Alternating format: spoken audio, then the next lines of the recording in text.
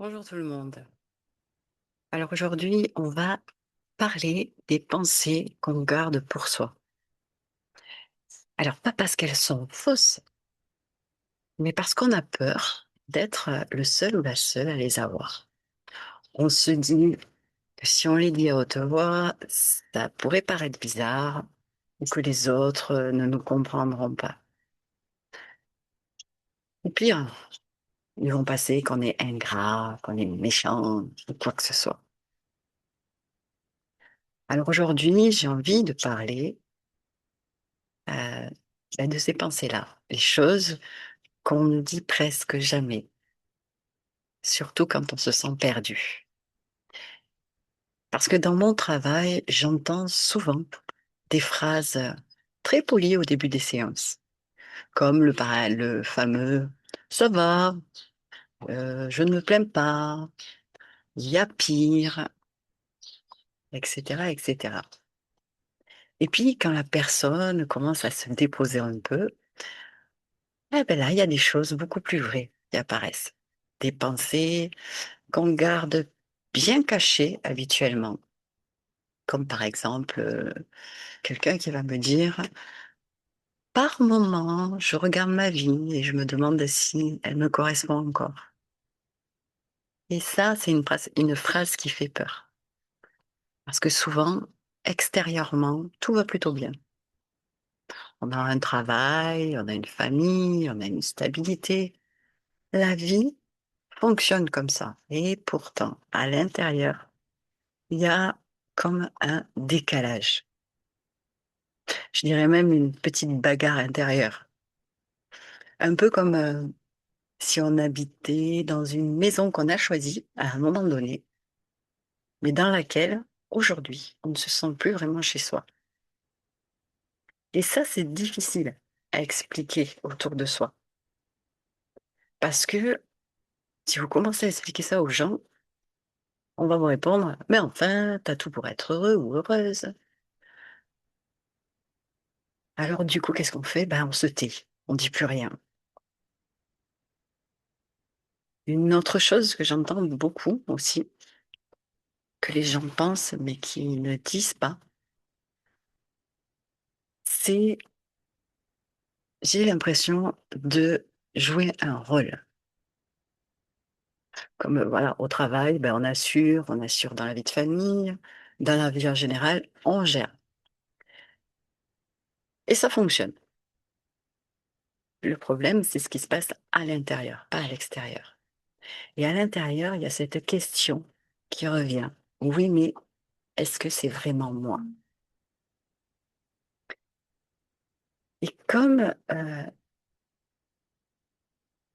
si on était devenu très compétent pour être, la personne que les autres attendent, mais qu'on ne savait plus très bien qui on était réellement. Et ça aussi, c'est un sentiment qui est très, très déstabilisant. Une autre pensée, qu'on n'ose presque jamais dire, c'est aussi, par moment, je me demande: «Est-ce que c'est vraiment ça ma vie?» Parce que, comme je disais tout à l'heure, la vie, elle est pas catastrophique, justement. Elle est normale, elle est organisée, elle est prévisible. Mais la petite voix à l'intérieur qui se demande: «C'est tout? Est-ce que c'est tout?» Et cette question aussi, elle fait peur. Parce que quand on commence à se la poser, on ne sait pas très bien, ce qu'on va découvrir derrière. Alors hop, on ferme la porte. Vite, on la ferme. Et puis, du coup, il y a une autre pensée très fréquente qui reste silencieuse derrière tout ça.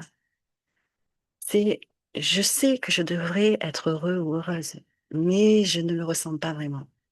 Et ça, c'est probablement l'une des pensées les plus culpabilisantes. Parfois, on se dit: «Franchement, j'ai pas à me plaindre», ce que je disais tout à l'heure. Il y a des gens qui vivent des choses beaucoup plus difficiles que moi, alors on essaie de se raisonner, on relativise les choses, on se dit même: «Ça va passer». Mais le problème avec les émotions, c'est qu'elles ne disparaissent pas simplement parce qu'on leur explique qu'elles ne devraient pas être là. Alors on fait quoi? eh ben, on continue, on avance, on s'adapte. Et extérieurement, tout fonctionne grâce à ça. Mais intérieurement, quelque chose s'est un peu éloigné. C'est là qu'on commence à se perdre, en fait. Et c'est souvent à ce moment-là que les gens viennent me voir. Parce qu'ils ne sont pas cassés. Euh,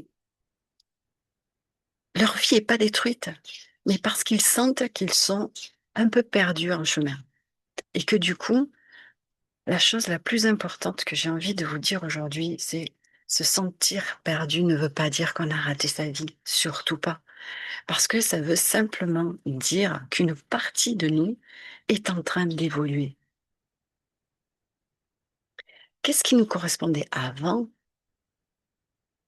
et ne nous correspond peut-être plus aujourd'hui? Et à ce moment-là, même si c'est inconfortable, c'est très précieux. Parce que c'est souvent le début de cette fameuse reconnexion à soi. Le moment où on commence à se poser les questions les plus honnêtes. Pas les questions qu'on doit se poser. Vous savez, toutes les questions qu'on doit se poser. Non, c'est les vraies questions. Et si c'est les vraies questions, il y aura l'honnêteté des vraies réponses. Alors, si tu t'es reconnu dans une de ces pensées que je viens de partager avec toi aujourd'hui, sache déjà une chose. Tu n'es vraiment pas le seul ou la seule personne à penser des choses comme ça. Et parfois, le premier pas pour se retrouver, ce n'est pas de tout changer dans sa vie. C'est simplement d'oser regarder ce qu'on ressent vraiment. Et peut-être de commencer à en parler. Donc, si cette vidéo te parle, j'aimerais que tu répondes à cette question en commentaire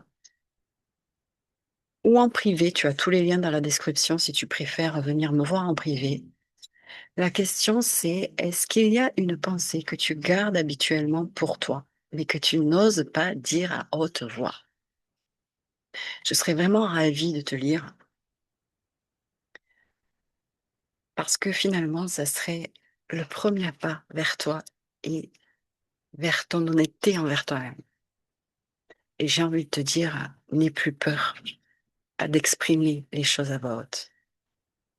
On se retrouve la semaine prochaine pour une nouvelle vidéo.